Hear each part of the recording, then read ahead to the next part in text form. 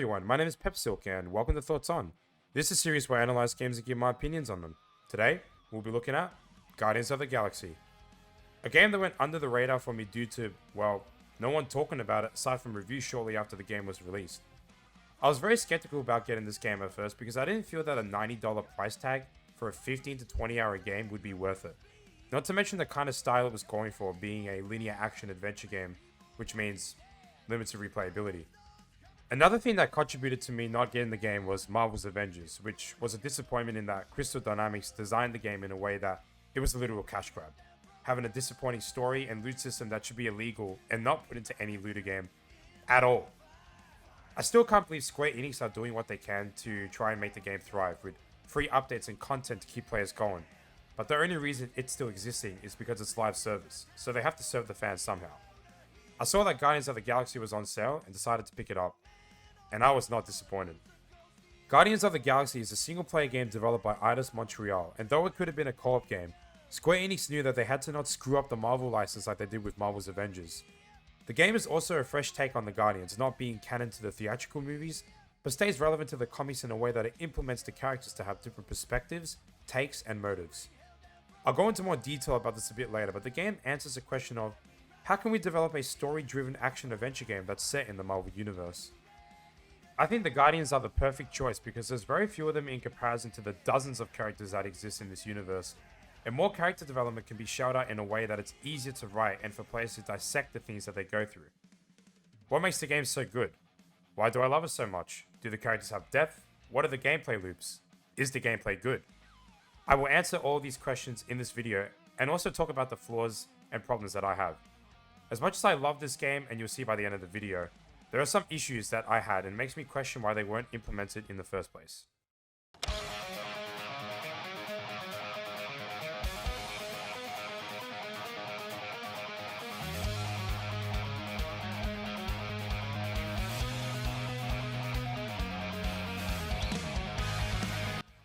We'll start off with the story because this is what Guardians of the Galaxy does best. You play as Peter Quill, aka Star-Lord, a famous outlaw and leader of the Guardians of the Galaxy, a group of mercenaries which Quill somehow managed to convince to join him while cruising around the galaxy, hoping to make a buck off of doing God's work to ensure the safety of the universe. This group starts off with rough patches, however, as they struggle to get along together. At the start of the game, the team goes off to the quarantine zone to look for a beast that may very well earn them a big payday. Throughout the introductory chapter, the team do not trust nor like each other, with bickering being thrown around and even Peter and Rocket competing on who can destroy the most monster nests. I guess competition is a good way of establishing friendship with someone. Though they may have known each other for some time, it's the team morale that brings them down and costs them at the end of the chapter, which brings them into Nova Corp's custody, the space cops of the galaxy. As the story progresses, the characters explore self-discovery, conquer fears, build teamwork, and realize why they are a team and how important they are to each other. It's through the use of cutscenes and moment-to-moment interactions that makes this come to life, and for that, I have to give credit to Eidos. They made me give a shit about the characters, their past, their current desires, and perspectives on life, because although there may be different species and beings, everyone has feelings. A great example of this is when the Guardians enter Drax's mind to steer him away from the Promise, a mental weapon that infiltrates someone's mind and taps into their past desires to show them an alternate reality of something they really want. In Drax's Promise, he is shown with his family, who died years ago, and relives a day where he spends time with his daughter, teaching her about the hunt, and reuniting with his wife to bring the three together for dinner. This fake memory would be lived over and over again, with Drax willing to accept this reality and be with them till the end of time. The memory is fake because his family died at the hands of Thanos, and Drax struggles to accept that his loved ones are dead. This is one of the strongest scenes in the game, as he is at his weakest, and the Guardians try their best to cheer him up, and be around people that show just as much affection as he did with his family. He accepts it and breaks free of the Promise, knowing that he needs to move on with his life and know that they're watching down on him, wherever he may be. That has been put into this game across the board. The idea of life or death and destruction of the universe worked well, while also making the story personal and introspective. I feel that if you only had one of these ideas and not the other, the game wouldn't be so good. An all-out action-adventure game with no personal moments or doubts would be a vibe killer for sure, and the characters wouldn't be as fleshed out as they are in the final release. Something that I'd like to mention is also the Milano interactions, which is their own ship, and essentially the hub of this game. serving as a means of engaging into conversations with the characters while listening to banger songs. These little interactions that you can have while you're in intermission mode are so cool and interesting because this provides more character development and dialogue options to be had, peeking into their past adventures and memories. By the time I reached the end of the game, I was able to empathize with all the characters in regards to their pain and loss, and would scream out loud in their moments of triumph. Overall, great storytelling all around, great characters, great moments and set pieces, and lots of banter that you're either going to like or you're going to hate. More on that later. As for the animations in this game, oh my god, it is top notch with lip syncing being almost perfect, as there were some instances where the words that were coming out didn't sync well, but not so much to affect the experience, which is a good thing because good lip syncing lets you focus more on the game and your surroundings rather than the lips, because if it's bad, it'll be noticeable and you probably have your eyes on the lips more than anything else. Facial animations are exceptional at best, with emotions and expressions coming out great for the right situations and didn't feel like it was off. When I see the expression, I try to mimic it in the mirror, and if it comes out right, then you know that the expression is correct. The motion capture technology must have been costly, and I can only imagine how much they must have spent to make the animations this good. This game could be compared to Sony exclusive games, which are known for being third-person action-adventure games, such as Horizon Zero Dawn, Spider-Man, and God of War. It's a term that we've come to accept because it's a standard that developers strive to go for when making this kind of game, and I think Eidos got inspiration from the Sony titles to make something as detailed, animated, and captured as these well-known games. I don't even know how to describe Guardians of the Galaxy. This game looks amazing on all fronts. I don't know who Eidos has as their designers, but they deserve all credit for making the universe as colorful and beautiful as it is. The textures are so crisp that you can barely notice any jaggering or bits that aren't as textured as others. The art style is amazing, the color palette works well with the idea of sci-fi, and I feel like the colors in the game are better than the ones used in the films, as I feel like it's a bit too dark and can make it feel something different rather than it being sci-fi at times. Lighting and reflections are also standouts of the game's look, as it's used in a way that I can't even describe it myself. It just works and feels right. Not one light source is off, and reflections are so high quality that there are floors that didn't even need reflection work, but they did it to make the game look a hell of a lot better, which I say it pays off. The amount of sheer variety and art in this game is astounding, with every area feeling different and not like one another, which is always great to see because players will be more inclined to look at their surroundings and see all kinds of environments than simply seeing the same. There were moments where I simply stopped and observed where I was, and the game was just so pretty that I used photo mode to take some cool screenshots. I mean, you get to go to everything in this game. Ice, snow, forest, ships, hangars, castles, caves. It's amazing how many places you get to go to in what feels like a short amount of time, given the time frame of the game.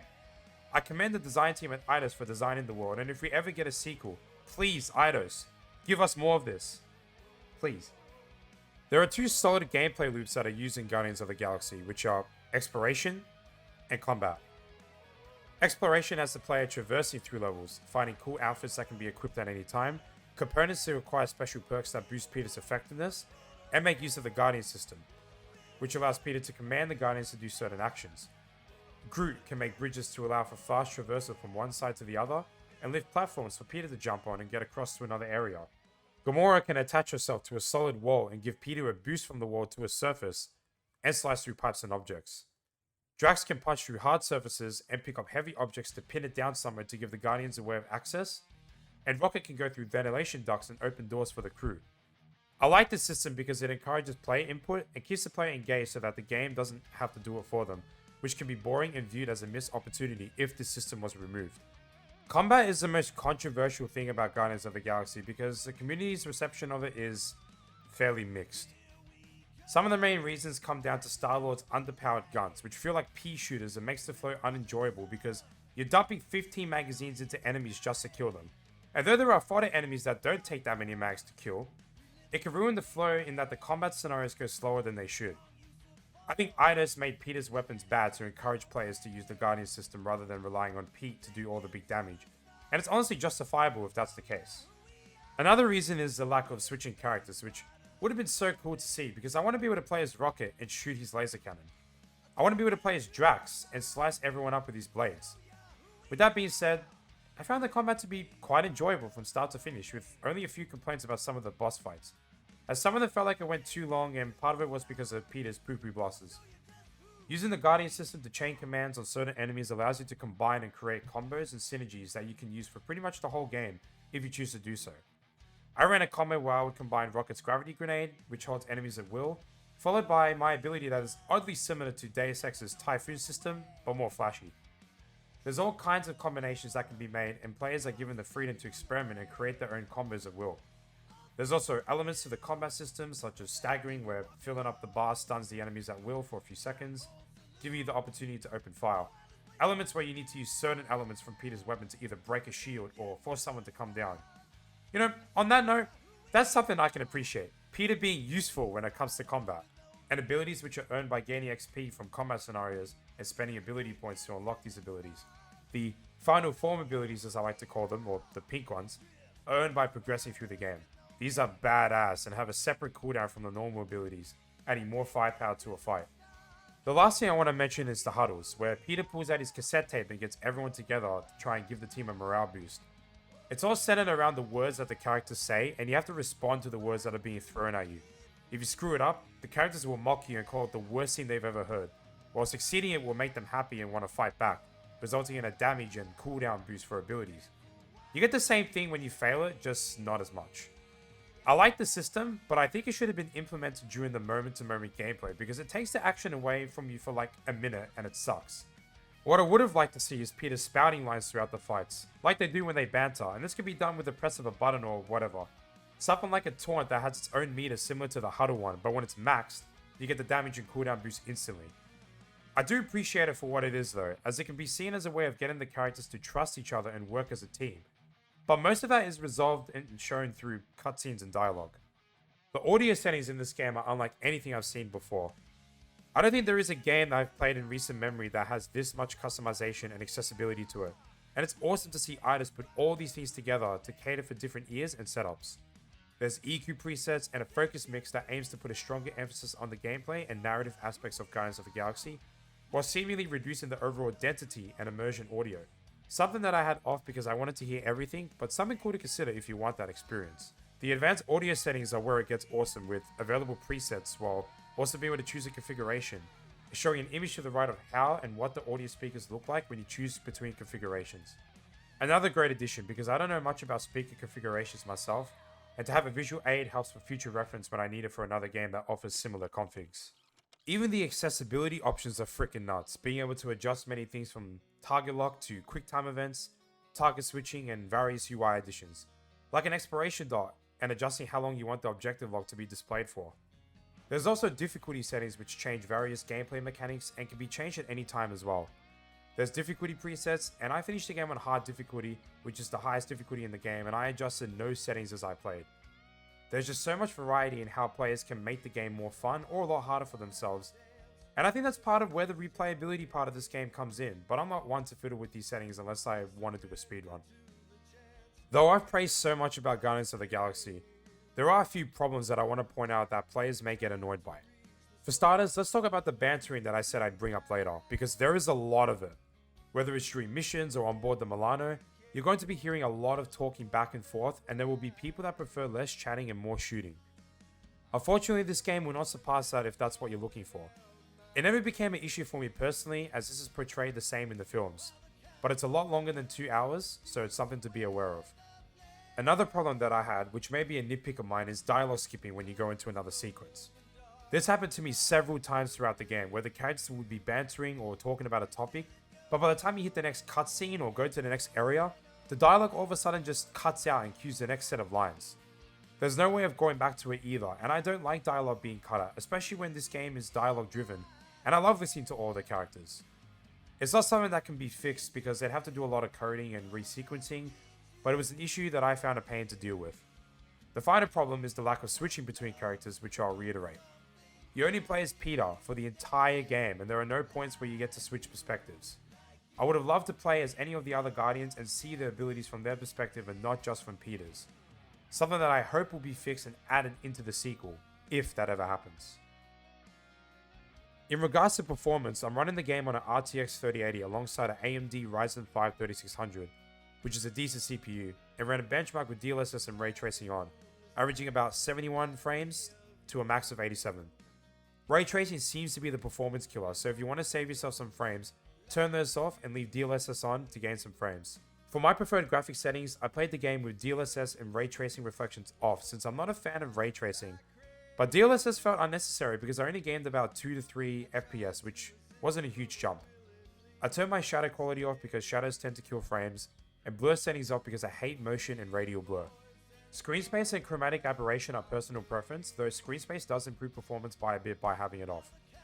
Everything else remained the same. With these settings, I was able to average 82 frames and a max of 101, which is a big jump.